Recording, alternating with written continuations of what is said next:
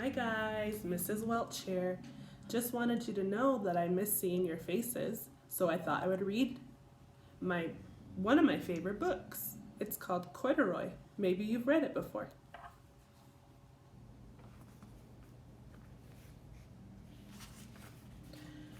Corduroy is a bear who once lived in the toy department of a big store.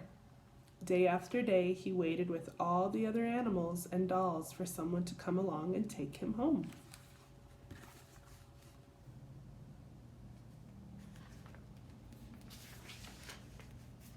The store always filled with shoppers buying all sorts of things, but no one seemed to ever want a small bear in green overalls.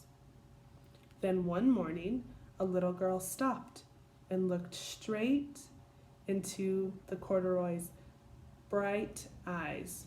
"Oh, Mommy," she said, "look, there's the very bear I've always wanted." "Not today, dear," her mother sighed. "I've spent too much already. Besides, he doesn't look new. He just lost a button on one of his shoulder straps."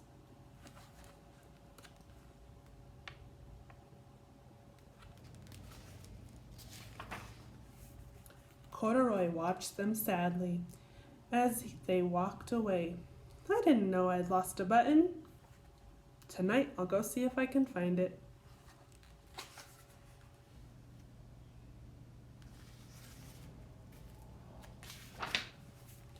Late that evening, when all the shoppers had gone and the doors were shut and locked, Corduroy climbed down carefully from his shelf and began looking everywhere on the floor for his lost button. Do you think he'll find his button on the floor? Let's see. Suddenly, he felt the floor moving under him. Quite by accident, he had stepped on an escalator, and up he went. Could this be a mountain?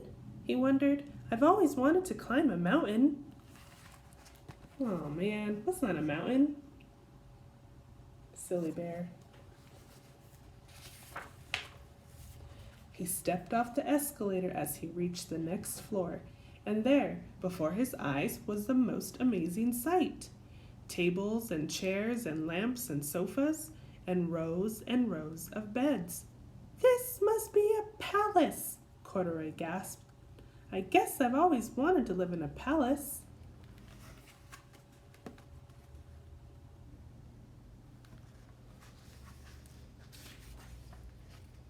He wandered around admiring the furniture. "This must be a bed," he said. "I've always wanted to sleep in a bed." And he crawled up onto the large, thick mattress. All at once, he saw something small and round. What do you think it was? "Why, here's my button!" he cried, and he tried to pick it up, but like all the other buttons on a mattress, it was tied down.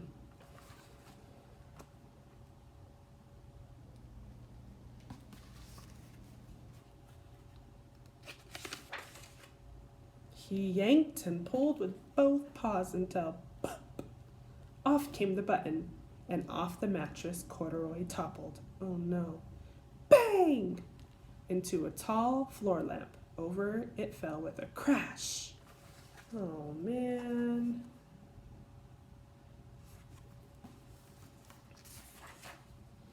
Corduroy didn't know it, but there was someone else awake in the store. The night watchman was going his rounds on the floor above. When he heard the crash, he came dashing down the escalator. "Now what in the world did that?" he explained. "Somebody must be hiding around here."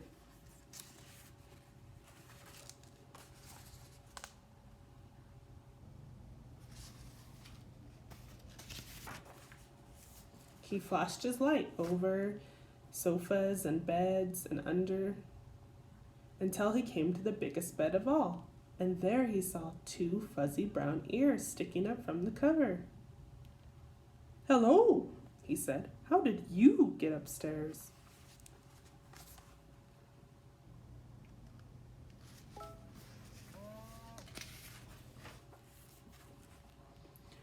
The watchman tucked Corduroy under his arms and carried him down the escalator.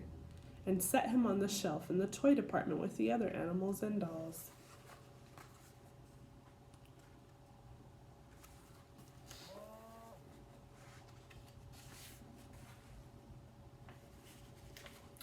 Corduroy was just waking up when the first customers came into the store in the morning. And there, looking at him with a wide, warm smile, was the same little girl he'd seen only the day before. "I'm Lisa," she said, "and you're going to be my very own bear. Last night I counted what I've saved in my piggy bank, and my mother said I could bring you home." Oh, yay.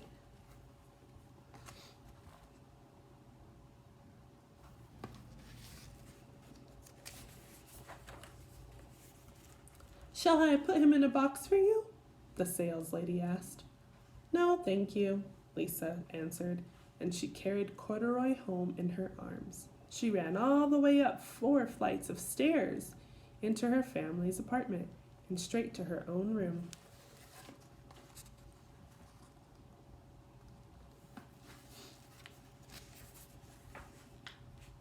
Corduroy blinked. There was a chair and a chest of drawers, and alongside a girl-sized bed stood a little bed just the right size for him. The room was small, nothing like that enormous palace in the department store. "This must be home," he said. "I know I've always wanted a home." Lisa sat down with Corduroy on her lap and began to sew a button on his overalls. "I like you the way you are," she said, "but you'll be more comfortable with your shoulder strapped fastened." Oh, that was nice of her to sew on his button.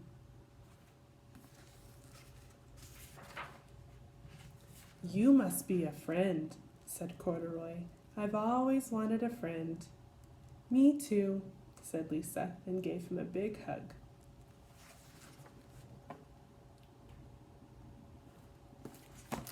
"I can't wait to get hugs from all of my friends when we go back to school. Keep working hard and listen to your parents. I'll see you soon." Bye. Thanks for listening.